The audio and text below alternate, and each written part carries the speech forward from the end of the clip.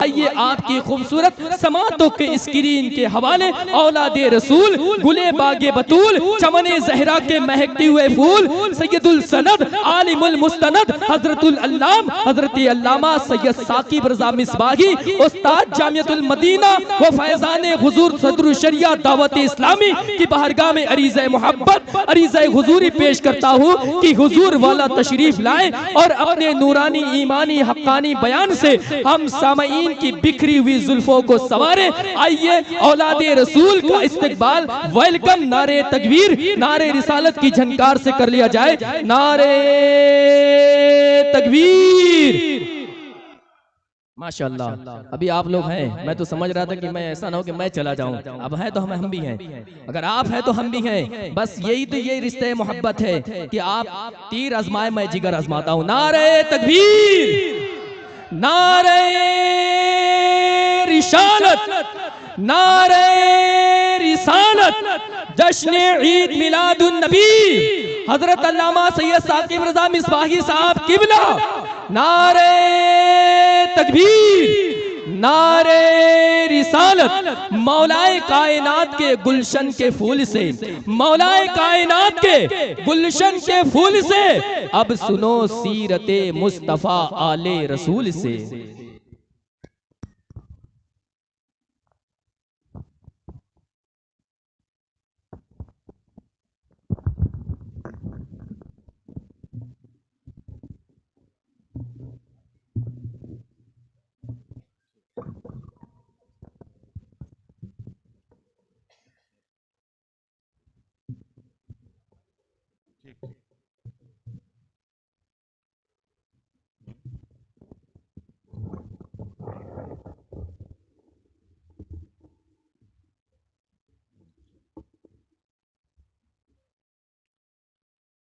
محترم سامعین اکرام، السلام علیکم ورحمۃ اللہ وبرکاتہ۔ الحمدللہ الحمدللہ رب العالمین، والعاقبۃ للمتقین، والصلاة والسلام علی سید المرسلین وعلی آلہ واصحابہ اجمعین، اما بعد فأعوذ بالله من الشيطان الرجيم، بسم الله الرحمن الرحيم، ولا تلبسوا الحق بالباطل وتكتموا الحق وأنتم تعلمون۔ صدق الله المولان العظيم وصدق رسوله النبي الأمين المتين الكريم، ونحن على ذلك لمن الشاهدين والشاكرين، الحمد لله رب العالمين۔ حضرات، کافی وقت ہو چکا ہے، مجھے بھی اس کا خیال ہے اور میں آپ کا زیادہ وقت نہیں لوں گا۔ ماشاءاللہ آپ نے مجھ سے قبل شعراء اکرام اور ایک شاندار خطیب صاحب کا خطاب شعراء اکرام سے نعت شریف سماعت فرماتے رہے، کچھ دیر کے لیے میں بھی حاضر آیا، بس مختصر سے انداز میں اپنی بات کر کے انشاءاللہ اپنی گفتگو سمیٹ لیں گے۔ آئیے کچھ سننے سنانے سے قبل ہم اور آپ اپنی اور ساری کائنات کے مرکز عقیدت حضور رحمت للعالمین جناب احمد مجتبی محمد مصطفیٰ روحی فدا صلی اللہ تعالی علیہ وسلم کی بارگاہ بے کس پناہ میں درود و سلام کا نذرانہ پیش کرتے ہیں، مگر جس طریقے سے میں پڑھاؤں آپ بھی میرے ساتھ مل کر بلند آواز سے پڑھیں۔ الصلاۃ والسلام علیک یا رسول اللہ، الصلاۃ والسلام علیک یا حبیب اللہ، الصلاۃ والسلام علیک یا نبی اللہ، الصلاة والسلام علیک یا نبی اللہ، وعلی آلک واصحابک یا نور اللہ۔ وعلی آلک واصحابک یا نور اللہ۔ عزیزان ملت اسلامیہ، درود شریف ایک ایسا وظیفہ ہے جو اللہ کو بہت پسند ہے۔ اللہ رب العزت اپنے بندوں سے چاہتا ہے کہ میرے بندے میرے محبوب پہ درود بھیجیں، اس لیے اس نے قرآن میں صاف اعلان کر دیا، ان اللہ و ملائکتہ یصلون علی النبی یا ایھا الذین آمنوا صلوا علیہ وسلموا تسلیما، کہ یہ درود اللہ بھیجتا ہے، فرشتے بھیجتے ہیں۔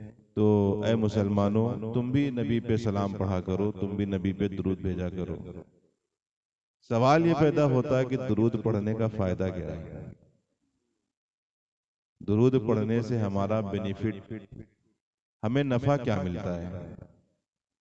تو کسی صحابی نے پوچھا نہیں تھا، نہ صدیق اکبر نے پوچھا تھا، نہ فاروق اعظم نے پوچھا تھا، نہ عثمان غنی نے پوچھا تھا، نہ مولا علی نے پوچھا تھا، کسی نے نہیں پوچھا تھا۔ حکم آ گیا، رب کا فرمان آ گیا، سب نے درود پڑھنا، سلام پڑھنا شروع کر دیا۔ اچھا، کسی نے یہ بھی نہیں پوچھا حضور بیٹھ کے پڑھنا ہے کہ کھڑے ہو کے پڑھنا ہے؟ بہت سارے سوال آتے تھے۔ اللہ نے نماز کا حکم دیا، اقیم الصلاۃ، نماز قائم کرو۔ تو صحابہ نے پوچھ لیا، یا رسول اللہ نماز کیسے پڑھیں گے؟ کھڑے ہو کے پڑھیں کہ بیٹھ کے پڑھیں کہ لیٹ کے پڑھیں؟ پوچھا صحابہ نے، یا رسول اللہ پڑھنا کیسے ہے؟ تیز آواز سے پڑھنا ہے کہ سلو پڑھنا ہے؟ اجتماعیت کے ساتھ پڑھنا ہے کہ الگ الگ پڑھنا ہے؟ پوچھا، صحابہ نے پوچھا، یا رسول اللہ نماز پڑھیں کیسے؟ حکم تو ہے، رب فرما رہا نماز پڑھو۔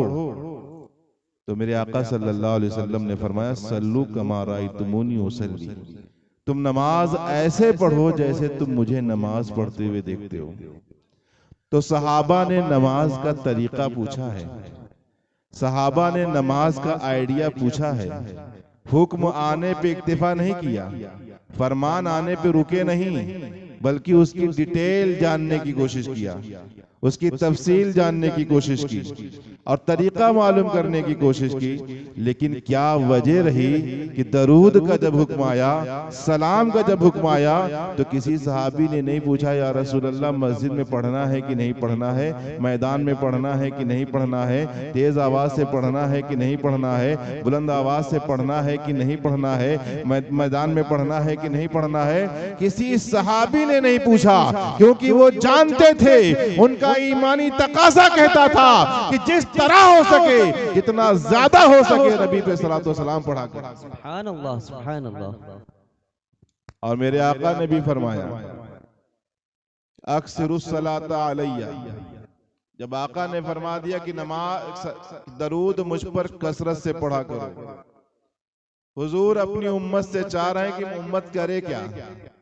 امت نماز پڑھنے کے بعد، روزہ رکھنے کے بعد، حج کرنے کے بعد، زکوٰۃ دینے کے بعد، نفلی عبادت کرنے کے بعد، بندگی کرنے کے بعد یہ کرے گی کیا؟ تو آقا نے فرمایا، اکثر الصلاۃ علیہ، مجھ پر کثرت سے درود پڑھو۔ اور یاد رکھنا، مجھ پر جب کثرت سے درود پڑھو گے تو یہ تمہارے لیے پاکیزگی ہے، یہ تمہارے لیے طہارت ہے، یہ تمہارے لیے ستھرائی ہے۔ مطلب اگر انسان اپنی آنکھ کو پاکیزہ کرنا چاہتا ہے، اپنے کان کو پاکیزہ کرنا چاہتا ہے، اپنی زبان کو پاکیزہ کرنا چاہتا ہے، اپنے خیالات کو پاکیزہ کرنا چاہتا ہے، اپنی گفتار کو پاکیزہ کرنا چاہتا ہے، اپنی سوچ کو پاکیزہ کرنا چاہتا ہے، اپنی محفل کو پاکیزہ کرنا چاہتا ہے، اپنے ماحول کو پاکیزہ کرنا چاہتا ہے، اپنی بستی کو پاکیزہ کرنا چاہتا ہے، تو حضور پاک صلی اللہ علیہ وسلم نے اپنی امت کو بہترین نسخہ عطا فرما دیا ہے، ایک بہترین طریقہ عطا فرما دیا ہے کہ اے میرے دیوانوں، اے میرے چاہنے والوں، اے میرے ماننے والوں، اگر تم آنکھ کو پاکیزہ کرنا چاہتے ہو، اپنی سماعت پاکیزہ کرنا چاہتے ہو، اپنا کردار پاکیزہ کرنا چاہتے ہو، اپنا اخلاق پاکیزہ کرنا چاہتے ہو، اپنا ماحول پاکیزہ کرنا چاہتے ہو، اپنے کاروبار کو پاکیزہ کرنا چاہتے ہو، اپنی اولاد کو پاکیزہ کرنا چاہتے ہو، تو کیا کرنا ہے؟ فرمایا کثرت سے درود پڑھو، یہ تمہارے لیے پاکیزگی ہے۔ تو آئیے محبت کے ساتھ درود پاک پڑھتے ہیں، اللہم صلی علی سیدنا مولانا محمد معدن الجود والکرم وآلہ بارک وسلم صلاۃ و سلام علیک یا رسول اللہ صلی اللہ علیہ وسلم۔ حضرات، ہم نے خطبہ کے دوران پارہ نمبر 1 سورہ بقرہ کی آیت نمبر 42 یہ سننے سنانے کی سعادت حاصل کی۔ اللہ پاک قرآن پاک کی اس آیت کے اندر کیا فرمایا؟ وَلَا تَلْبِسُوا الْحَقَّ بِالْبَاطِلِ وَتَكْتُمُوا الْحَقَّ وَأَنْتُمْ تَعْلَمُونَ۔ اس میں فرمایا کہ حق کو باطل کے ساتھ نہ ملاؤ، حق کو باطل کے ساتھ نہ ملاؤ، اور حق کو جان بوجھ کے چھپاؤ نہیں۔ کون لوگ تھے جو حق کو باطل کے ساتھ ملاتے تھے؟ کوئی رہا ہوگا، کوئی جماعت، کوئی قبیلہ، کوئی خاندان، کچھ لوگ رہے ہوں گے جو حق کو باطل کے ساتھ ملاتے تھے، یعنی سچی بات غلط بات کو خلط ملط کر دیتے تھے، اور حق جانتے تھے، سچائی جانتے تھے، ریئلٹی جانتے تھے، پھر بھی چھپا لیا کرتے تھے۔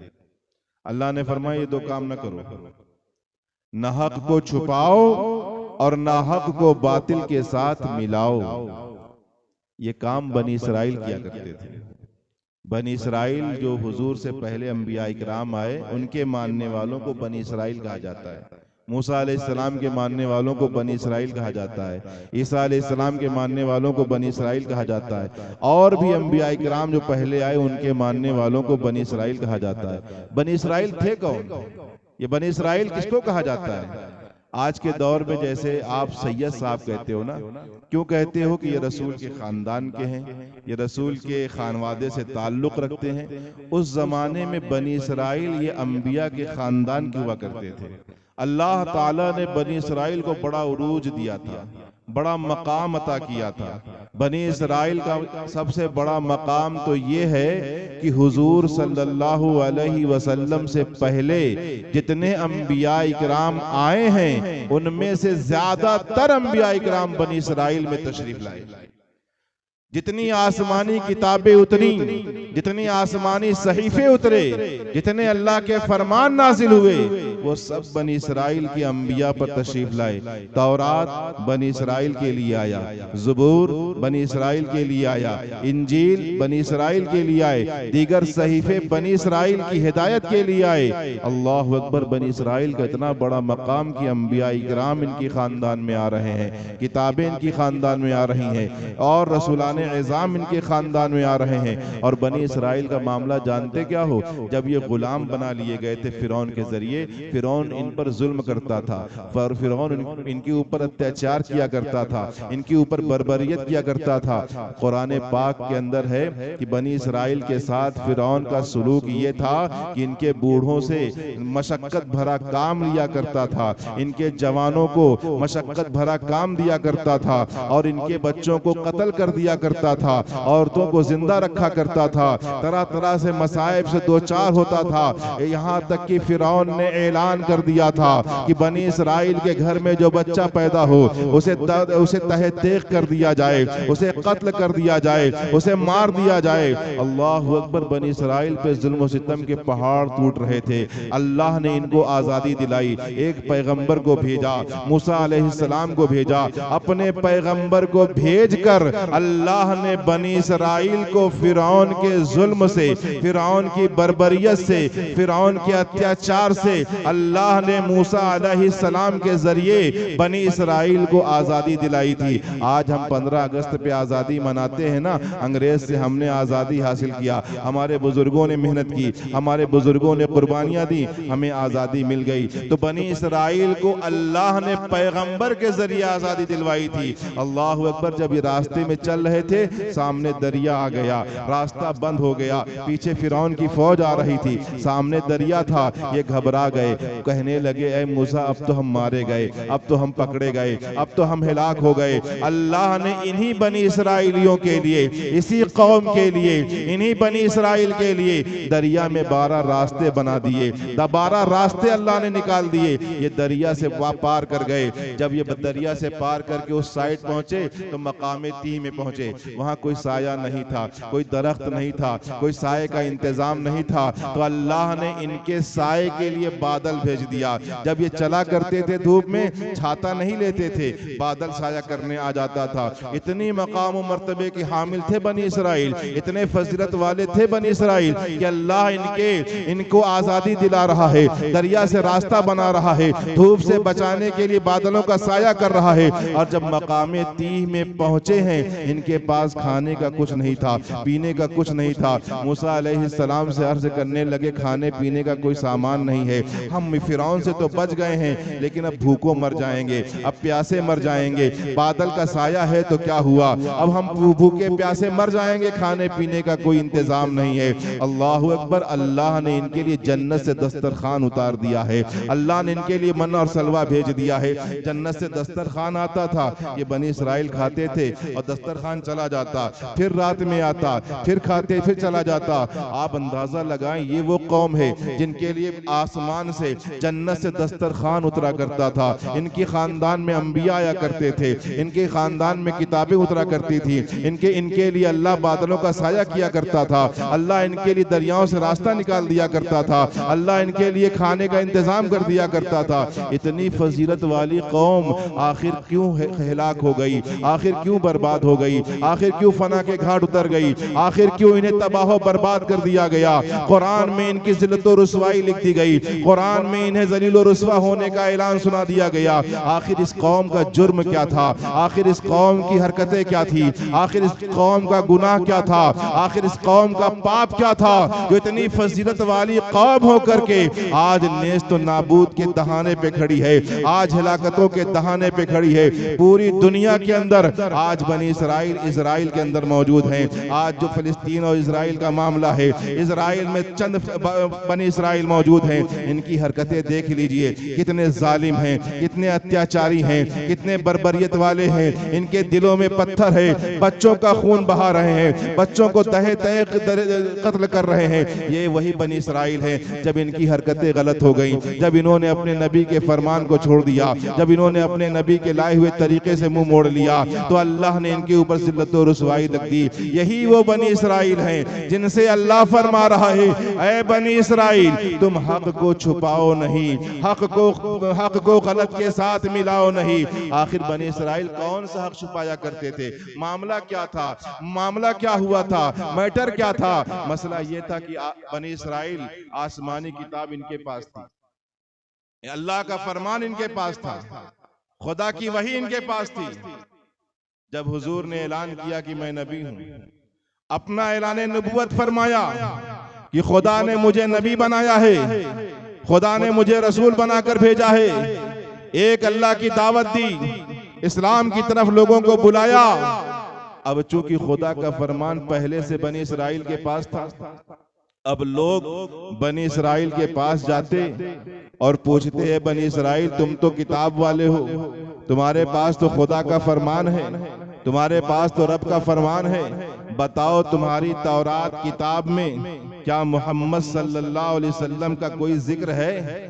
کیا تمہاری تورات کتاب کے اندر ان کا کوئی چرچہ ہے؟ کیا تمہاری تورات کتاب کے اندر محمد صلی اللہ علیہ وسلم کا کوئی بیان موجود ہے؟ کیا تمہاری تورات کتاب کے مطابق محمد صلی اللہ علیہ وسلم سچے نبی ہیں؟ جب ان سے یہ سوال ہوتا تو اس وقت یہ ڈنڈی مار جاتے، ہیرا پھیری کر دیتے، دھاندلی کر دیتے۔ دو طریقے سے ہیرا پھیری کرتے۔ پہلا طریقہ تو یہ تھا کہ جہاں تورات میں حضور کے اوصاف بیان ہوتے، حضور کے کمالات بیان ہوتے، حضور کے فضائل بیان ہوتے، جہاں تورات کے اندر حضور کے کمالات کا ذکر ہوتا، جہاں تورات کے اندر حضور کے اوصاف کا ذکر ہوتا، جہاں تورات کے اندر حضور کے فضائل کا ذکر ہوتا، وہاں پر یہ اپنی طرف سے کچھ اور ملا دیا کرتے تھے، وہاں پر یہ اپنی طرف سے کچھ اور ایڈ کر دیا کرتے تھے، وہاں پر یہ اپنی طرف سے کچھ اور شامل کر دیا کرتے تھے۔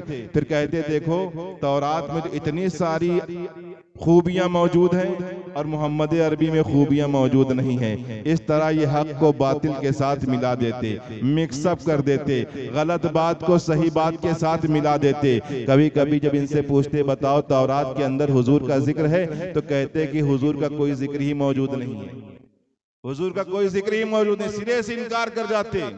جیسے آج بہت سے لوگ کہتے ہیں نا میلاد کا ذکر قرآن و حدیث میں نہیں ہے، جلوس کا ذکر کہیں قرآن و حدیث میں نہیں ہے، محفل کا ذکر قرآن و حدیث میں نہیں ہے، معلوم ان کو بھی ہے، لیکن حرکتیں وہی بنی اسرائیل والی ہیں. جانتے سب ہیں، پہچانتے سب ہیں، معلوم سب ہے، لیکن دھوکہ دینے کے لیے کبھی حق کو باطل کے ساتھ ملا دیتے ہیں اور کبھی حق سے انکار کر دیتے ہیں. تو اللہ نے فرمایا وَلَا تَلْبِسُ الْحَقَّ بِالْبَاطِلِ، اب تم لوگ حق کو باطل کے ساتھ نہ ملانا. وَتَكْتُمُ الْحَقَّ وَأَنْتُمْ تَعْلَمُونَ، اور حق کو جانتے بوجھتے چھپانا نہیں. یعنی بنی اسرائیلیوں کو تو یہ دعوت دی جا رہی ہے کہ تم حق کو بیان کرتے رہو، حق کا اعلان کرتے رہو، حق کا پرچار کرتے رہو، حق کا پرسار کرتے رہو، حق کی ایڈورٹائز کرتے رہو، حق چھپاؤ نہیں، حق کو غلط بات کے ساتھ ملاؤ نہیں. اور ایک جگہ اللہ نے فرمایا وَإِذَا أَخَذَ اللَّهُ مِيثَاقَ الَّذِينَ أُوتُوا الْكِتَابَ لِتُبَيِّنَنَّهُ لِلنَّاسِ وَلَا تَكْتُمُونَهُ. اے محبوب یاد کرو جن کو ہم نے کتابیں دے رکھی ہیں، جن کو ہم نے اپنا فرمان دے رکھا ہے، جن کے پاس ہماری کتابیں موجود ہیں، جن کے پاس تورات ہے، جن کے پاس انجیل ہے، جن کے پاس زبور ہے، جن کے پاس آسمانی صحیفے ہیں. میں نے ان سے وعدہ لیا ہے، میں نے ان سے ایگریمنٹ کرایا ہے، میں نے ان سے یہ عہد و پیمان کرایا ہے کہ میری کتاب کے اندر جو کچھ ہے، میری کتاب کے اندر جو فرمان ہے، میری کتاب کے اندر جو حق باتیں ہیں، وہ تم چھپاؤ گے نہیں، وہ لوگوں کو بیان کرتے پھرو گے، وہ لوگوں کو بتاتے پھرو گے، وہ لوگوں کو اعلان کرو گے. لیکن بنی اسرائیلیوں نے چھپانا شروع کر دیا، بنی اسرائیلیوں نے خلط ملط کرنا شروع کر دیا، حق کو باطل کے ساتھ ملانا شروع کر دیا. تو اللہ نے فرمایا اے بنی اسرائیل حق کو باطل کے ساتھ نہ ملاؤ، حق چھپاؤ نہیں. اب سوال یہ پیدا ہوتا ہے پیارے، وہ کون سی حق بات تھی جو بنی اسرائیل خلط ملط کر دیا کرتے تھے؟ وہ کون سی حق بات تھی جو بنی اسرائیل چھپا لیا کرتے تھے؟ بڑے توجہ سے سنیے گا، بڑی قیمتی بات عرض کر رہا ہوں. فرماتے ہیں وہ سوال یہ ہے کہ وہ حق بات تھی کیا جو بنی اسرائیل بتانا نہیں چاہ رہے تھے؟ وہ حق بات کون سی تھی جسے وہ چھپا رہے تھے؟ تو مفسرین فرماتے ہیں، علم تفسیر کے ماہرین فرماتے ہیں، علماء محدثین فرماتے ہیں، بڑے بڑے اکابر فرماتے ہیں کہ یہاں حق سے مراد حضور صلی اللہ علیہ وسلم کی نعت پاک. سبحان اللہ. حق سے مراد نبی کی نعت ہے. کون سی نعت؟ جو تورات کے اندر ذکر ہے، انجیل کے اندر ذکر ہے، زبور کے اندر ذکر ہے.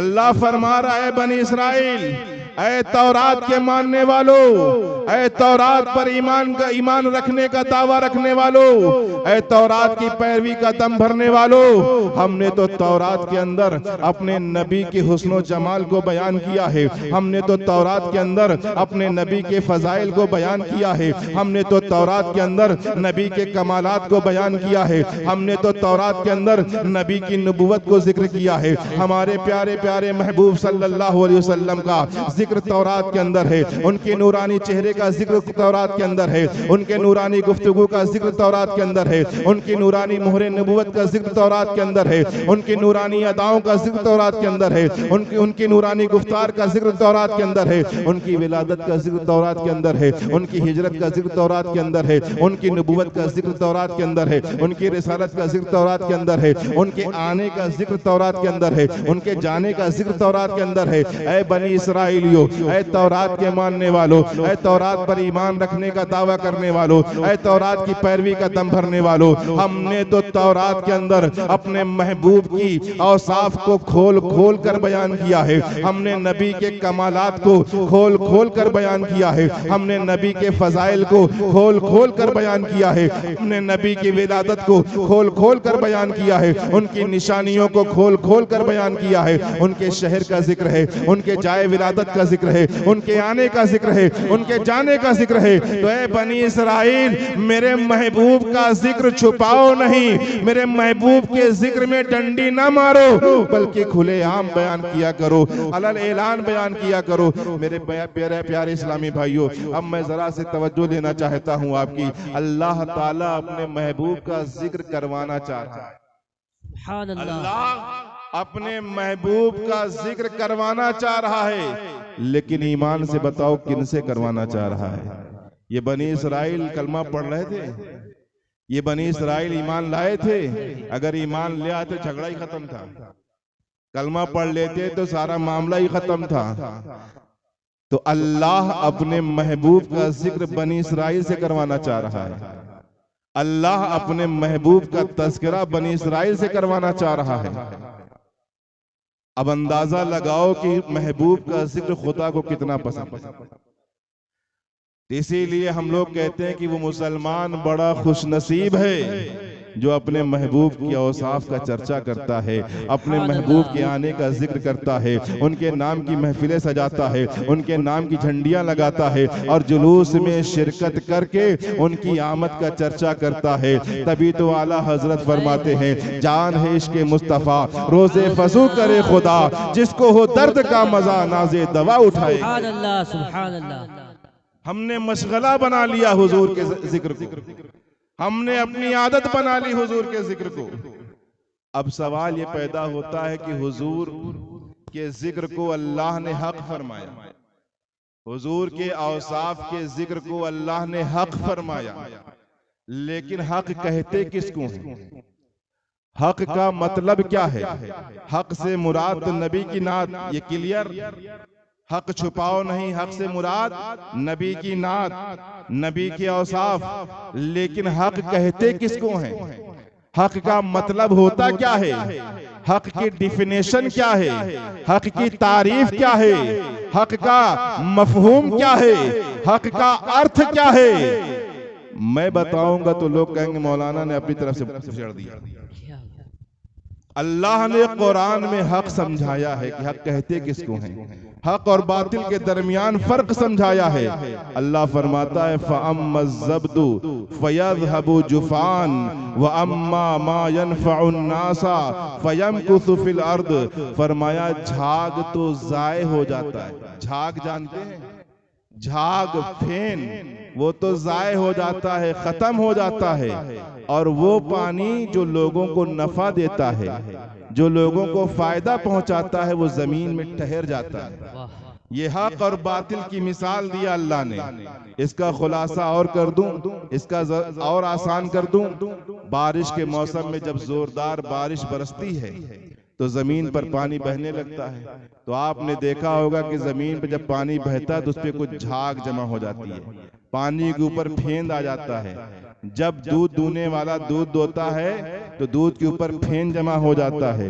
اللہ فرماتا ہے یہ پھین ضائع ہو جائے گا، یہ پھین ختم ہو جائے گا، لیکن وہ جو پانی ہے، وہ جو لوگوں کو نفع دیتا ہے، جو لوگوں کی پیاس بجھاتا ہے، لوگوں کے حاجتوں میں کام آتا ہے، لوگوں کی ضرورتیں پوری کرتا ہے، وہ پانی ضائع نہیں ہوتا، وہ پانی برباد نہیں ہوتا، وہ پانی ختم نہیں ہوتا، وہ پانی ڈسٹرائے نہیں ہوتا، بلکہ اس پانی کو کبھی زمین چوس لیتا ہے، اپنے اندر محفوظ کر لیتا ہے. کبھی وہ پانی بھاپ بن کر بادلوں کی صورت میں ہوا پہ تیرا دیا جاتا ہے، کبھی اس پانی کو گلیشیئر بنا کر جما دیا جاتا ہے. پتا چلا پانی ختم نہیں ہوتا، پانی مٹتا نہیں ہے، پانی فنا نہیں ہوتا، پانی ہلاک نہیں ہوتا، پانی برباد نہیں ہوتا. یہی حق اور باطل کی مثال ہے. یہی حق اور باطل کے درمیان فرق ہے کہ باطل اگرچہ کچھ دیر کے لیے چھا جائے، باطل کا کچھ دیر کے لیے غلبہ ہو جائے، باطل پورے طور پہ اپنا سکہ جما لے، لیکن یاد رکھنا یہ باطل جھاگ کی طرح ہے، یہ باطل پھین کی طرح ہے.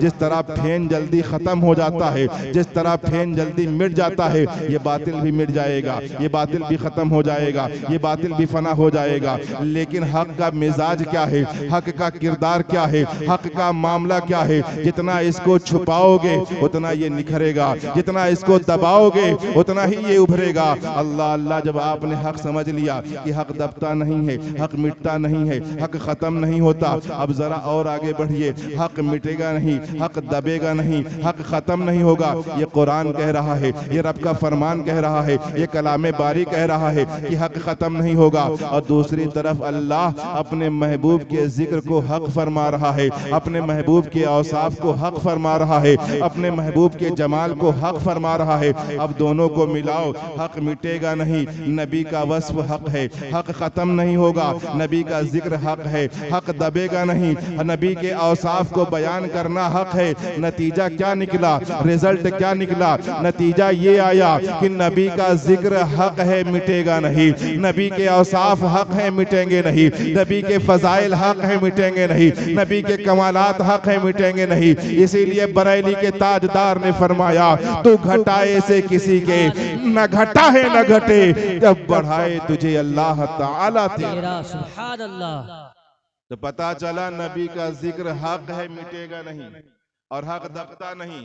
لوگ لاکھ کوشش کر لیں جلوس کی پابندی لگانے کی، تاریخ گواہ ہے کہ ابو جہل اور ابو لہب سے لے کر عتبہ اور شیبہ سے لے کر ہزاروں سال گزر چکے ہیں، ہزاروں بادشاہ پیدا ہوئے، ایک سے ایک ظالموں نے جنم لیا ہے، ایک سے ایک بدماشوں نے جنم لیا، ایک سے ایک بدماش مفتی پیدا ہوا جنہوں نے میلاد پر پابندی لگانے کی بات کی، جنہوں نے محفل رسول پر پابندی لگانے کی بات کی، کبھی محفل میلاد پر شرک کا فتویٰ لگایا، کبھی بدعت کا فتویٰ لگایا، اور چاہتے تھے کہ مسلمانوں کے سینوں سے محبت رسول کو نکال لیا جائے، عظمت مصطفیٰ کو نکال لیا جائے، مسلمانوں کے سینوں سے محبت رسول کو ختم کر دیا جائے، عظمت مصطفیٰ کو ختم کر دیا جائے۔ اور صرف ان بدماش مفتیوں کی کوشش نہیں، آج تو انٹرنیشنل طور پر مصطفیٰ جان رحمت کی توہین کی جا رہی، معاذ اللہ۔ آج مسلمانوں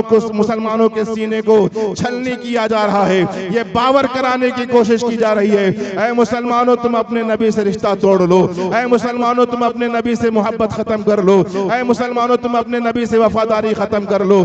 لیکن انہیں معلوم نہیں، علامہ اقبال نے پہلے ہی کہا تھا، جان مانگو تو جان دیں گے، مال مانگو تو مال دیں گے، مگر یہ ہم سے کبھی نہ ہوگا نبی کا جاہ و جلال دیں گے۔ ان کی کوششیں ہیں نبی کے ذکر کو مٹایا جائے، ان کی کوشش ہے نبی کی محفل کو مٹایا جائے، ان کی کوشش ہے نبی کے نام کو مٹایا جائے۔ اسی لیے کبھی کہنے والے نے کہہ دیا کہ اگر نبی کا خیال نماز میں آ جائے تو نماز نہیں ہوگی، گدھے بیل کا خیال آ جائے تو نماز ہو جائے گی، معاذ اللہ رب العالمین۔ کبھی کسی نے کہا نبی کی محفل میں لانا یہ کنہیا کے جنم اشٹمی کی طرح ہے، معاذ اللہ۔ انہوں نے نبی کی شان میں توہین کی، انہوں نے نبی کی شان میں بکواس کیا، نبی کی محفل پہ حملہ کیا، نبی کے نام پر حملہ کیا، اور ان کی کوشش تھی کہ نبی کے نام کو مٹایا جائے۔ لیکن تاریخ گواہ ہے کہ رب رحمان کا فضل ہے، آج 1500 سال کا زمانہ گزرنے والا ہے، آج 1500 سال کا زمانہ ہونے والا ہے، نہ نبی کا ذکر ابو جہل مٹا پایا ہے، نہ نبی کا ذکر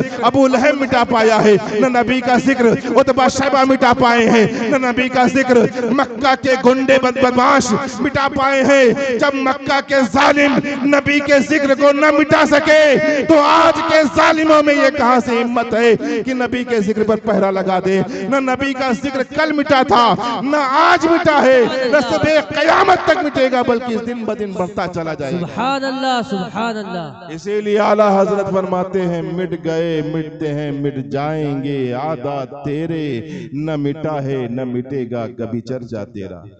آپ پوچھ لیجئے بوڑھوں سے، یہ جلوس آپ کے بچپن میں نکلتا تھا تو کہیں گے ہاں دیکھا تھا ہم نے بچپن میں، یاد نہیں ہے۔ لیکن آج بچوں سے پوچھ لیجئے جلوس، ہاں معلوم ہے، چلنا ہے، ذکر بڑھتا جا رہا ہے۔ وَرَفَعْنَا لَكَ ذِكْرَكَ ہے سایہ تجھ پر، اعلیٰ حضرت کہتے ہیں وَرَفَعْنَا لَكَ ذِكْرَكَ ہے سایہ تجھ پر، ذکر اونچا ہے تیرا، بول ہے بالا تیرا۔ اور ایک جگہ فرماتے ہیں وہی دھوم ان کی ہے ماشاءاللہ، کہہ دیں سبحان اللہ، وہی دھوم ہے ان کی ماشاءاللہ، مٹ گئے آپ مٹانے والے۔ پیارے اسلامی بھائیو، تو نبی کی شان، نبی کی نعت نہ کل مٹی تھی نہ آج مٹی ہے۔ ایک مرتبہ ایک یہودی، بنی اسرائیل کو یہودی بھی کہتے ہیں، ان کے پاس کتاب ہے تورات، آسمانی کتاب اللہ نے نازل فرمایا، کھول کے پڑھ رہا تھا، پڑھتا جا رہا ہے، دیکھا کہ محمد نام 4 جگہ لکھا ہوا ہے، پیارے آقا صلی اللہ علیہ وسلم کا نام نامی اسم گرامی محمد صلی اللہ علیہ وسلم 4 جگہ لکھا ہوا ہے۔ اب وہ یہودی چونکہ اسلام سے نفرت کرتا تھا، پیارے آقا سے نفرت کرتا تھا، اس کا خون کھول گیا، میری کتاب، میں تورات کا ماننے والا، یہ ذکر نبی کی کر رہا ہے، مسلمانوں کے پیغمبر کی کر رہا ہے، اٹھا اور 4 جگہ سے نام کھرچ دیا۔ تورات میں محمد کا نام نہیں لینا چاہیے، معاذ اللہ رب العالمین، اپنی گندی سوچ کے مطابق اس نے نام مٹا دیا، رکھ کے سو گیا۔ پھر جب صبح اٹھا کھولا تلاوت کرنے لگا، یہودی تلاوت کرتے ہیں، قرآن کی تلاوت مسلمان نہیں کر پاتے. تو صبح جب تلاوت کرنے لگا دوبارہ پھر بیٹھا تو دیکھا کہ وہی نام 8 جگہ لکھا ہوا ہے. غصے سے لال پیلا ہو گیا، بیوی پہ گرم ہو گیا، بولا نام کس نے لکھا بول. کہا میں نے کھولا ہی نہیں. بچوں پہ گرم، کہا نام کس نے لکھا، سب نے انکار کر دیا میں نے نام نہیں لکھا. بہرحال اس نے اٹھا وہ 8 جگہ سے نام کھرچ دیا، نام مٹا دیا، رکھ کے سو گیا. تیسرے دن کھولا دیکھا 12 جگہ نام لکھا ہوا ہے. سبحان اللہ. تو گھٹائے سے کسی کے نہ گھٹا ہے، نہ گھٹے جب بڑھائے تجھے اللہ تعالیٰ تیرا. اس کا دل چوٹ کھا گیا. کہا جس نام کو میں مٹا رہا ہوں وہ مٹتا نہیں بلکہ پہلے سے بڑھ جاتا ہے. کلمہ پڑھ کے مسلمان ہوں. سبحان اللہ. ایک مرتبہ حضور صلی اللہ علیہ وسلم تشریف لے جا رہے ہیں. دیکھا کہ ایک یہودی تورات کھولے بیٹھا ہوا، اس کا لڑکا بیمار ہے. اپنے بیمار لڑکے کے سرہانے بیٹھ کر تورات پڑھ رہا ہے.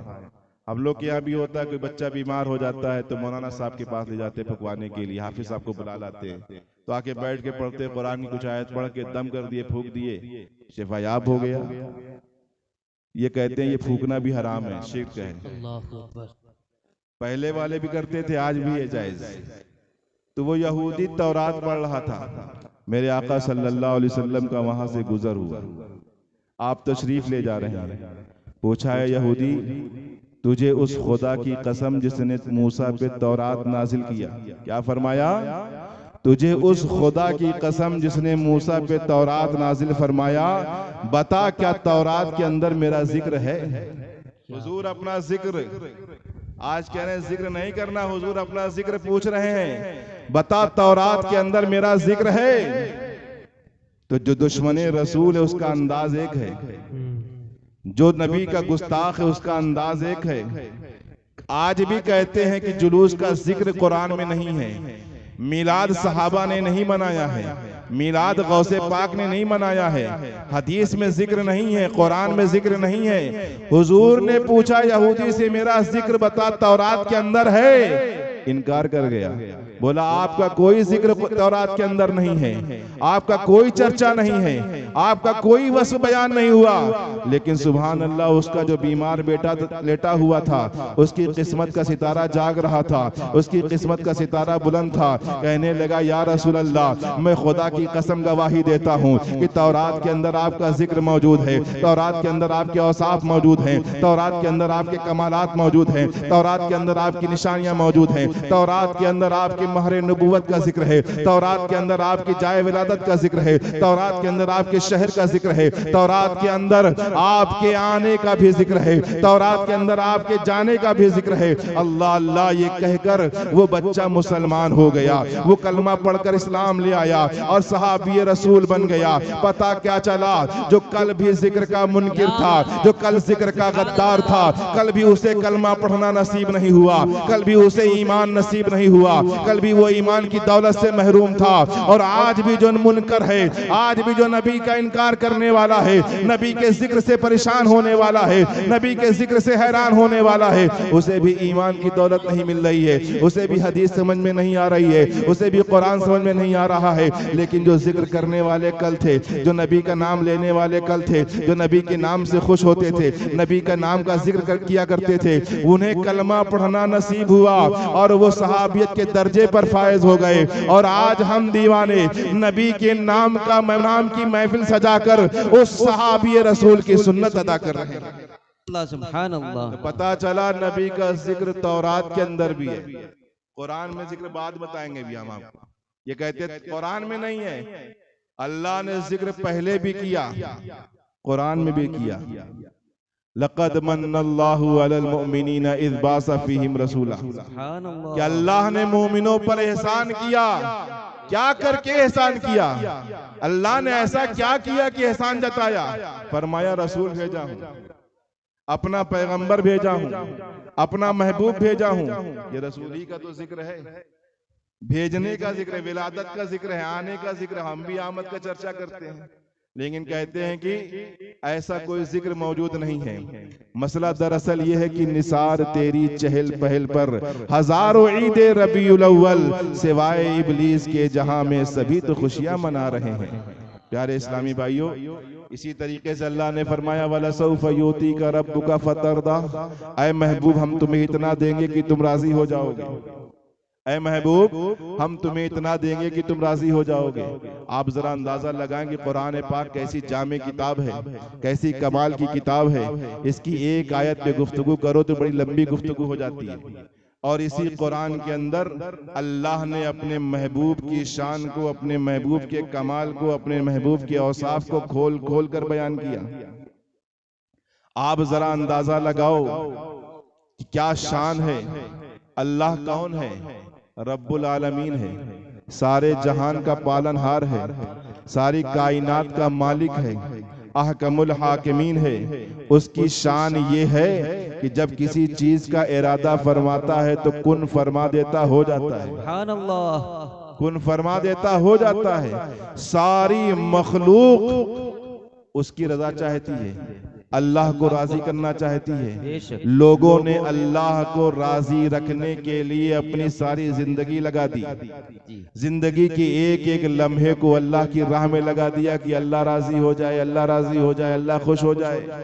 لوگوں نے نہ جانے کیا کیا عبادتیں کی، کیا کیا مجاہدات کیے، کیا کیا بندگی کی، گھر بار چھوڑ کر جنگل چلے گئے اللہ کو راضی کرنے کے لیے، مگر سب اللہ کو راضی کر رہے ہیں۔ اللہ کیا فرما رہا ہے وَلَسَوْفَ يُعْطِيكَ رَبُّكَ فَتَرْضَىٰ، اے محبوب ہم تمہیں اتنا دیں گے تم راضی ہو جاؤ گے۔ سبحان اللہ، اور حدیث پاک میں ہے، ایک جگہ روایت میں ہے، حدیث قدسی، اللہ پاک فرماتا ہے اِنَّهُمْ يَطْلُبُونَ رِضَائِي وَأَنَا أَطْلُبُ رِضَاءَكَ، اے محبوب ساری کائنات تو میری رضا چاہتی ہے، ساری کائنات مجھے خوش کرنا چاہتی ہے، لیکن محبوب میں تجھے راضی کرنا چاہتا ہوں۔ بریلی کے تاجدار فرماتے ہیں خدا کی رضا چاہتے ہیں دو عالم، خدا کی رضا چاہتے ہیں دو عالم، خدا چاہتا ہے رضائے محمد صلی اللہ علیہ وسلم۔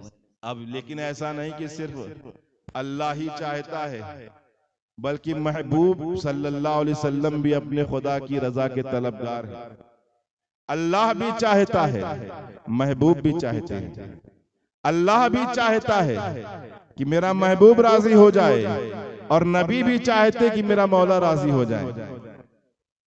معراج کی رات ہے، معراج کی رات کو ذہن میں لائیے، کتنی حسین رات، کتنی دلکش رات کہ اللہ نے اپنے محبوب صلی اللہ علیہ وسلم کے لیے آسمان کو سجا دیا، زمین و آسمان میں اہتمام ہو رہا ہے۔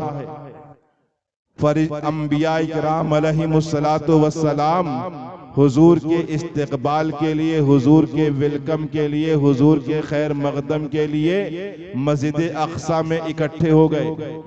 آسمان میں دھوم مچی ہوئی ہے، ادھر محبوب کی آمد کا ذکر ہے، ادھر محبوب کی آمد کا چرچا ہے، تو آسمان سج رہا ہے، زمین سج رہے ہیں، انبیاء کرام کو سب بندی کرائی جا رہی ہے کہ حضور کا استقبال کرنا ہے، اور ادھر محبوب عجز و انکساری کے پیکر بن کر، خاکساری کے پیکر بن کر، اللہ کی محبت میں سرشار ہو کر نہایت ادب کے ساتھ رب کی بارگاہ میں حاضر ہوتے ہیں۔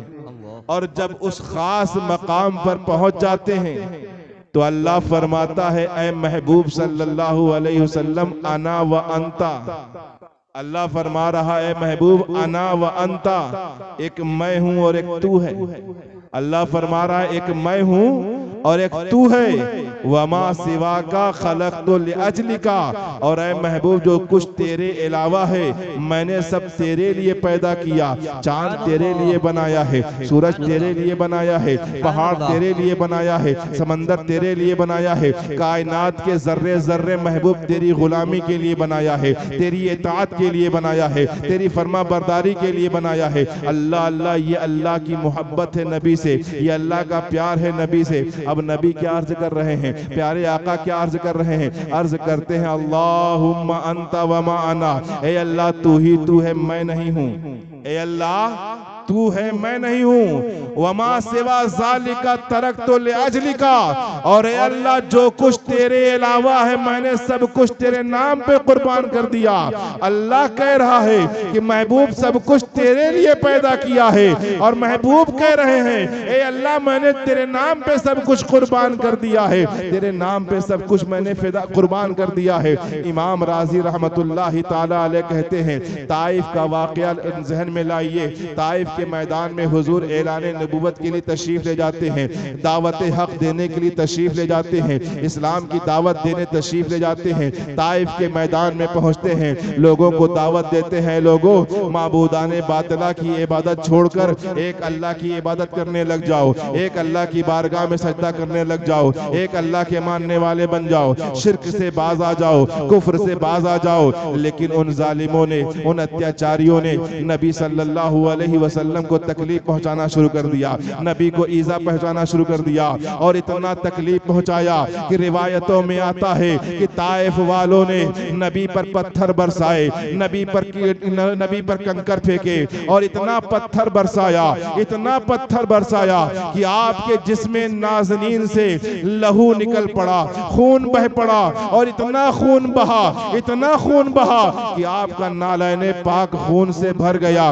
اب کیا ہوتا ہے؟ آپ فرشتے حاضر ہو جاتے ہیں، آگ کا فرشتہ آ گیا، ہوا کا فرشتہ آ گیا، پانی کا فرشتہ آ گیا، پہاڑ کا فرشتہ آ گیا، عرض کرنے لگے یا رسول اللہ، ہوا کا فرشتہ کہتا حکم ہو یا رسول اللہ، ہوا چلا دیں، آندھی چلا دیں، یہ طائف والے سب ہلاک ہو جائیں۔ پہاڑ کا فرشتہ کہتا ہے یا رسول اللہ، انہوں نے آپ کو پتھر مارا ہے، انہوں نے آپ کے جسم کو لہو لہان کیا ہے، آپ کو تکلیف پہنچایا ہے، آپ کو ستایا ہے یا رسول اللہ، حکم ہو تو پہاڑ گرا دے، سب دب کے مر جائے۔ اللہ اللہ، آگ کا فرشتہ عرض کرتا ہے یا رسول اللہ، حکم ہو تو آگ کی بارش کر دیں۔ اللہ اللہ، پانی کا فرشتہ کہتا ہے حکم ہو تو سیلاب لا کر انہیں ہلاک کر دیں۔ لیکن قربان جائیں محبوب ذیشان، رحمت دو جہان فرماتے نہیں نہیں، میری قوم کے اس لائق نہیں ہے، بلکہ بارگاہ الہی میں ہاتھ اٹھا کر عرض کرتے ہیں اللہم اہدی قومی انہم لا یعلمون، اے اللہ اگر میری قوم کو دینا ہے تو ہدایت عطا کر دے، اے اللہ میری قوم کو کچھ دینا چاہتا ہے، اے اللہ انہیں سیدھا راستہ دکھا دے، اے اللہ انہیں جنت کا راستہ دکھا دے،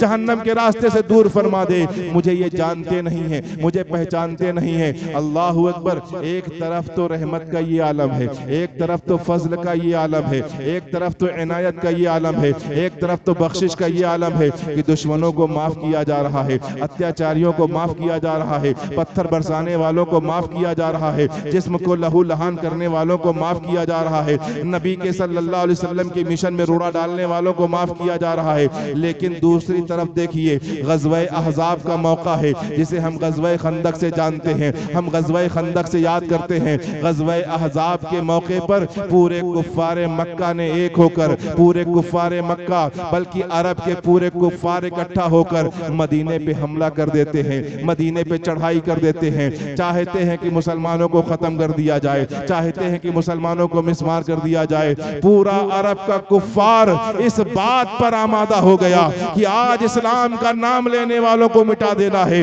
آج پیغمبر اسلام کو ختم کر دینا ہے معاذ اللہ رب العالمین۔ پورے مدینے کو گھیر لیتے ہیں، پورے مدینے کو حصار میں لے لیتے ہیں۔ اسی کشمکش میں، اسی ہیزیٹیشن میں، اسی رشا کشی میں حضور صلی اللہ علیہ وسلم کی عصر کی نماز قضا ہو جاتی ہے، عصر کی نماز میں تاخیر ہو جاتی ہے۔ جو عصر کا وقت مقرر تھا اس وقت میں، عصر میں اس وقت میں پہنچ کر عصر کی نماز نہ ادا کر پائے تو اتنا جلال آیا حضور کو، اتنا جلال آیا حضور کو کہ اللہ کی بارگاہ میں ان کفاروں کے لیے بد دعا کر دیا اللہم املا بطونہم نارا، اے اللہ ان کافروں کے پیٹ کو جہنم سے بھر دے، اے اللہ ان کافروں کے پیٹ میں آگ بھر دے۔ اللہ اللہ، امام رازی لکھتے ہیں اللہ فرماتا ہے اے محبوب، جب اس قوم نے آپ کو پتھر مارا، جب اس قوم نے آپ کو ستایا، جب اس قوم نے آپ کو لہو لہان کیا، جب اس قوم نے آپ کو زخمی کیا، جب اس قوم نے آپ کے راستے میں کانٹے بچھائے، جب اس قوم نے آپ کی عرصہ حیات کو تنگ کر دیا، جب اس قوم نے آپ کے صبح و شام کو لہو لہان کیا، جب آپ سے اس قوم نے انسانیت کے حقوق چھین لیے، جب اس قوم نے آپ کے ماننے والوں پہ ظلم و ستم کے پہاڑ اکھاڑ کر گرائے، جب اس قوم نے آپ پر اتیاچار کیا، آپ معاف کرتے چلے گئے، آپ درگزر کرتے چلے گئے، آپ چھما کرتے چلے گئے. لیکن محبوب جب میرے حق کی ادائیگی میں کوتاہی، میرے حق کی ادائیگی میں تاخیر ہو گئی، جب اس قوم کی وجہ سے میرے حق کی ادائیگی میں لیٹ ہو گیا، آپ کو جلال آ گیا، آپ کو غصہ آ گیا، آپ اتنے جلال میں آ گئے کہ آپ نے ان کے لیے بد دعا کر دیا. اے محبوب، اگر آپ کو میرے حق کی ادائیگی میں تاخیر گوارا نہیں ہے، اے محبوب اگر آپ کو میرے حق کی ادائیگی میں لیٹ کرنا گوارا نہیں ہے، تو محبوب میرا بھی فیصلہ سن لو، میرا بھی نظام سن لو، میرا بھی دستور سن لو، میرا بھی فیصلہ سن لو. اگر مسلمان نماز فرض جانتے ہوئے نماز چھوڑ رہا ہوگا، حج فرض جانتے ہوئے حج ادا نہیں کر رہا ہوگا، روزہ فرض جانتے ہوئے روزہ نہیں رکھ رہا ہوگا، زکوٰۃ فرض جانتے ہوئے زکوٰۃ نہیں دے رہا ہوگا، میں اسے اسلام سے باہر نہیں کروں گا، اس پہ کفر کا حکم نہیں لگایا جائے گا، اسے دین سے باہر نہیں کیا جائے گا، اسے مسلمان کے محلے سے نہیں نکالا جائے گا، اسے مسلمان کی آبادی سے نہیں نکالا جائے گا، اسے مسلمانوں کے صف سے نہیں نکالا جائے گا. لیکن محبوب اگر کسی نے آپ کی شان میں ادنا سی بھی توہین کر دی، ادنا سی بھی گستاخی کر دی، ادنا سی بے ادبی کر دی، تو میرا اعلان ہے لا تعتذروا قد کفرتم بعد ایمانکم، بہانے نہ بناؤ، تم کافر ہو چکے ایمان لانے کے. نعرہ تکبیر، نعرہ رسالت، نعرہ رسالت، جشن عید میلاد النبی. پتا کیا چلا کہ حضور کو اللہ کی حق میں تاخیر گوارا نہیں، اللہ کی حق کی ادائیگی میں تاخیر ہو جائے یہ حضور کو گوارا نہیں، تو اللہ کو بھی گوارا نہیں کہ میرے محبوب کی شان میں کوئی ادنا سی توہین کر دے، کوئی ادنا سی گستاخی کر دے. ابو لہب کو جانتے ہوں گے آپ، کعبہ شریف میں سینکڑوں بت رکھے تھے، پوجا کر رہا تھا، سجدہ کر رہا تھا، کوئی حکم نہیں اترا، اس کے خلاف کوئی آیت نہیں آئی، رب کی نافرمانی پہ نافرمانی کر رہا تھا، شرک پہ شرک کر رہا تھا، کفر پہ کفر کر رہا تھا، گناہ پہ گناہ کر رہا تھا، اللہ کے احکام کو توڑ رہا تھا. کوئی حکم نہیں، کوئی فرمان نہیں، کوئی فیصلہ نہیں. لیکن جیسے ہی اس نے نبی کی شان میں ادنا سے توہین کی، خدا نے قرآن میں ایک آیت نازل فرما دی، تبت یدا ابی لہب و تبا، کہ محبوب تمہارے ہاتھ نہیں بلکہ ابو لہب کے ہاتھ برباد ہو جائے. اسی لیے اعلیٰ حضرت فرماتے ہیں خدا کی رضا چاہتے ہیں دو عالم، خدا چاہتا ہے رضائے محمد. سبحان اللہ. آپ کو اندازہ ہوگا ایک مرتبہ حضور صلی اللہ علیہ وسلم، اچھا اس میں یہ بھی سمجھ میں آ رہا ہے کہ حضور کے چاہنے سے ہوتا ہے، حضور کے نہ چاہنے سے نہیں ہوتا. آج لوگ، ان کی ایک کتاب ہے تقویت الایمان، اس میں لکھا ہوا کہ جس کا نام محمد یا علی ہے وہ کسی چیز کا مالک و مختار نہیں. اسی میں لکھا ہے کہ نبی کے چاہنے سے کچھ نہیں ہوتا. میں آپ کو بتاؤں گا کہ نبی کے چاہنے سے ہوتا ہے. میں اللہ اپنے محبوب کی مرضی پوری کرتا ہے. آپ اندازہ لگائیں، طائف والوں نے پتھر برسایا، طائف والوں نے خون بہا دیا، حضور کو زخمی کیا، لیکن حضور نے چاہا کہ ان کو تباہ نہ کیا جائے. حضور نے چاہا کہ طائف والوں کو برباد نہ کیا جائے. حضور نے چاہا کہ طائف والوں پہ عذاب نہ آئے، تو طائف والوں کو برباد نہیں کیا گیا، طائف والوں پہ عذاب نہیں بھیجا گیا. حضور نے چاہا کہ مکہ والوں پہ قحط آ جائے. حضور نے چاہا کہ مکہ والوں پہ قحط سالی آ جائے، سوکھا پڑ جائے. اللہ نے سوکھا بھیج دیا، پانی کا ایک قطرہ نہیں برسایا. اللہ کے رسول نے چاہا کہ عمر ایمان لے آئے، عمر میرے حلقہ اسلام میں داخل ہو جائیں. حالانکہ وہ ننگی تلوار لے کر چلے تھے نبی کو معاذ اللہ شہید کرنے، آئے تھے غلط ارادے سے، لیکن اللہ نے دل ایسا پھیرا کہ مصطفیٰ کا غلام بنا دیا. حضور نے چاہا کہ عمر ایمان لائے تو اللہ نے ایمان کی دولت عطا کر دی. हुजूर ने चाहा कि ग़ज़वा बद्र में मुसलमानों को फतह नसीब हो जाए। अल्लाह ने आसमान से फरिश्ते उतार दिए। अल्लाह के रसूल ने चाहा कि इस्लाम का पैगाम अब सिर्फ मक्का में नहीं, अब सिर्फ मदीने में नहीं, बल्कि अरब के दूर दूर कबाइल तक पहुंच जाए, तो अल्लाह ने सुलह हुदैबिया का मौका अता फरमा दिया।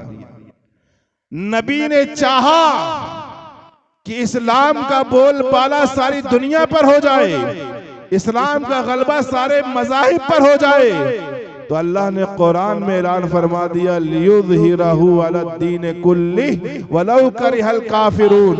ऐ महबूब, आपकी चाहत है कि इस्लाम सारे दीन पर गालिब आ जाए, तो सुनो मेरा फैसला ये है कि मैं आपके दीन को तमाम दीनों पर गालिब कर दूंगा, अगरचे काफिर बुरा माने। हुजूर चाह रहे हैं, हो रहा है।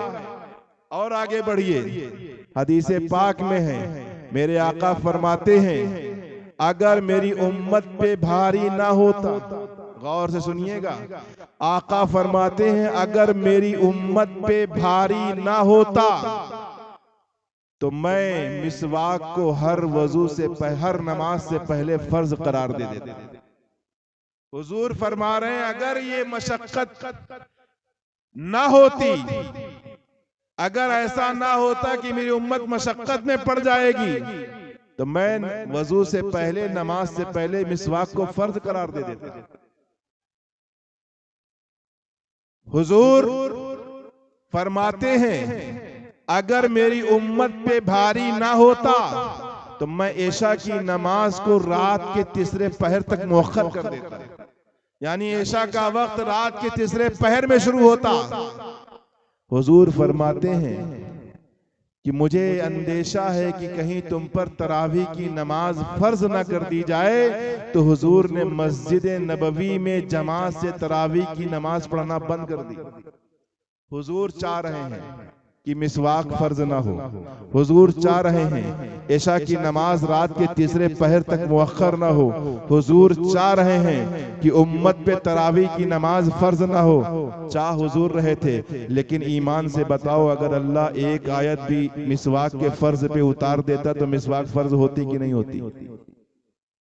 अगर अल्लाह ईशा की नमाज को रात के तीसरे पहर तक मुअख्खर कर देता तो बताओ नमाज मुअख्खर होती कि ना होती?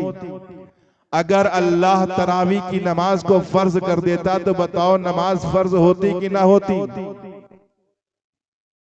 हुजूर को है ना, हुजूर को फिक्र है ना कि उम्मत पे भारी ना पड़े, लेकिन अगर अल्लाह फर्ज कर देता तो फर्ज हो जाती। लेकिन जब महबूब की मर्जी है कि मिसवाक फर्ज ना हो, तो कुरान के अंदर 6500 आयात हैं तकरीबन, लेकिन एक आयत ऐसी नहीं नाजिल हुई जिसमें मिसवाक को फर्ज किया गया हो। कुरान के अंदर 6500 आयात हैं, जा बजा नमाज का हुक्म आया है। फजर को फर्ज किया गया, जोहर को फर्ज किया गया, असर को फर्ज किया गया, मगरिब को फर्ज किया गया, ईशा को फर्ज किया गया, कुर्बानी वाजिब की गई, बहुत सारे अहकाम अल्लाह ने नाजिल फरमाया, लेकिन एक भी हुक्म ऐसा नहीं दिया, एक भी आयत ऐसी नहीं उतारी जिसमें तरावी की नमाज फर्ज की गई हो। क्योंकि महबूब चाहते हैं कि फर्ज ना हो, महबूब चाहते हैं कि उम्मत पे वाजिब ना हो, महबूब चाहते हैं कि मिसवाक फर्ज ना किया जाए, तो अल्लाह फर्ज नहीं कर रहा है। पता क्या चला कि अल्लाह अपने महबूब की मर्जी को पूरी कर रहा है, अल्लाह अपने महबूब की रजा चाहता है। प्यारे इस्लामी भाइयों, और आगे बढ़िए, हुजूर मक्का शरीफ से मदीना तशरीफ ले आए, हिजरत करके मक्का से मदीना आए। मदीना में आने के बाद 17 महीने तक नमाज पढ़ने का जो किबला था वो काबा नहीं था, बैतुल मुकद्दस था। 17 महीने तक हुजूर बैतुल मुकद्दस की तरफ नमाज रुख करके नमाज पढ़ते थे। आपका किबला बैतुल मुकद्दस हुआ करता था। एक दिन जोहर की नमाज पढ़ रहे थे, जोहर की नमाज पढ़ा रहे थे, 2 رکعت نماز ہو چکی تھی، پیچھے صحابہ اکرام کی جماعت لگی ہوئی تھی. دل میں خیال آیا کہ کاش میرا قبلہ کعبہ بنا دیا جائے. دل میں تمنا پیدا ہوئی، حضور کے دل میں آرزو پیدا ہوئی، کاش میرا قبلہ کعبہ بنا دیا جائے. اللہ اللہ اندازہ کریں گے ابھی 2 رکعت نماز ظہر ہو چکی ہے، 2 رکعت باقی ہے. اسی بیچ میں نبی کو خیال آ جاتا ہے، اسی بیچ میں نبی کو آرزو ہو جاتی ہے، اسی بیچ میں نبی کو تمنا پیدا ہو جاتی ہے کہ کاش میرا قبلہ کعبہ شریف ہو جاتا، کاش میرا قبلہ کعبہ بنا دیا جاتا. اللہ اکبر. اندازہ لگائیں اللہ نے جس انداز سے اس واقعے کو بیان کیا ہے، فرماتا ہے فَلَنُوَلِّيَنَّكَ قِبْلَةً تَرْضَاهَا قَدْ نَرَى تَقَلُّبَ وَجْهِكَ فِي السَّمَاءِ فَلَنُوَلِّيَنَّكَ قِبْلَةً تَرْضَاهَا. اللہ فرماتا ہے اے محبوب ہم تمہارے چہرے کو آسمان کی طرف اٹھاتے ہوئے دیکھ رہے ہیں. حضور جب تمنا فرما رہے تھے تو اپنی نگاہ آسمان کی طرف اٹھا رہے تھے، تو فرمایا اللہ نے اے محبوب ہم آپ کے چہرے کو آسمان کی طرف اٹھاتے ہوئے دیکھ رہے ہیں، اور ضرور ضرور اے محبوب ہم اس کو قبلہ بنا دیں گے جو آپ چاہتے ہیں. حضور تو چاہ رہے تھے کعبہ قبلہ بنے، تو اللہ اس طرح بھی فرما دیتا کہ اللہ اے ربی ہم نے کعبے کو قبلہ بنا دیا، لیکن ایسا نہیں فرمایا. فرماتا ہے فَلَنُوَلِّيَنَّكَ قِبْلَةً تَرْضَاهَا. اے محبوب ہم اسے قبلہ بنا دیں گے جسے آپ چاہیں گے.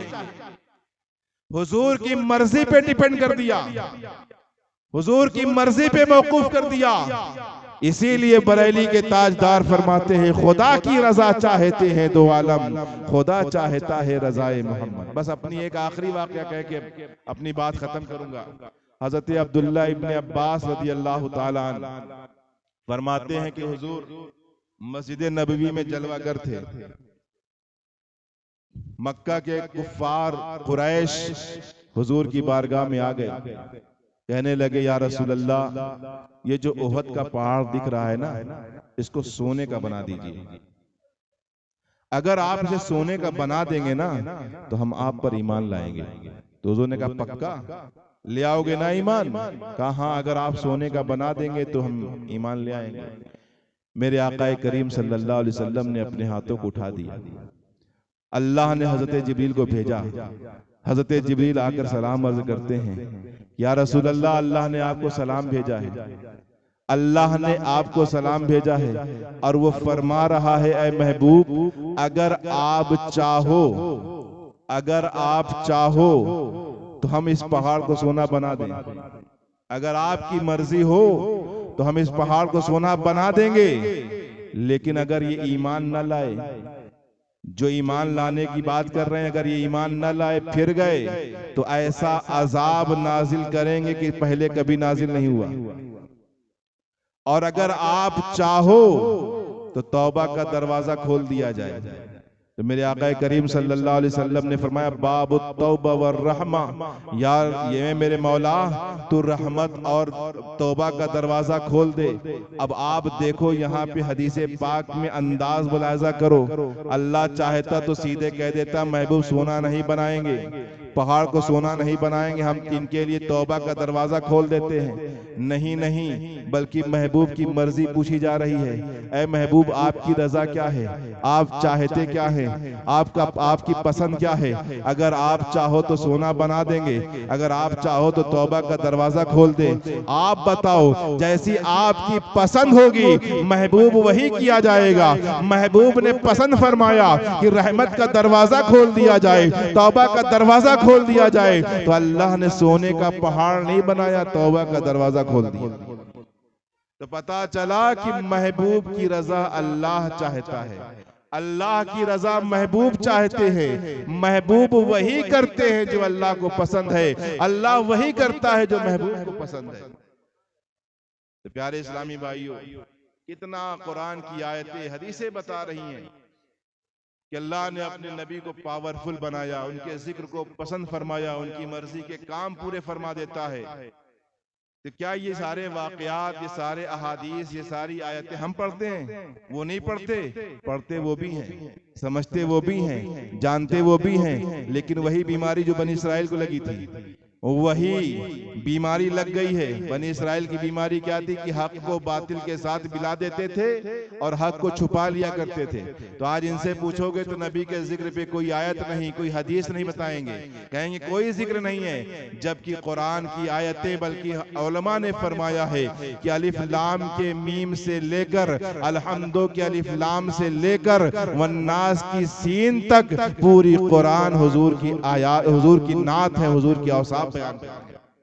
پیارے اسلامی بھائیو، بس انہی باتوں کے ساتھ اپنی بات کو ختم کر رہے ہیں۔ اللہ تعالیٰ سے دعا ہے کہ اللہ تعالیٰ ہم سب کو نبی پاک صلی اللہ علیہ وسلم سے سچی محبت کرنے کی توفیق عطا فرمائے، ان کی غلامی میں جینے مرنے کی توفیق عطا فرمائے، اور ان کے ذکر کو زیادہ سے زیادہ کرنے کی توفیق عطا فرمائے۔ وآخر الدعوانا ان الحمدللہ رب العالمین۔ کھڑے ہو جائیں، صلاۃ و سلام پڑھیں۔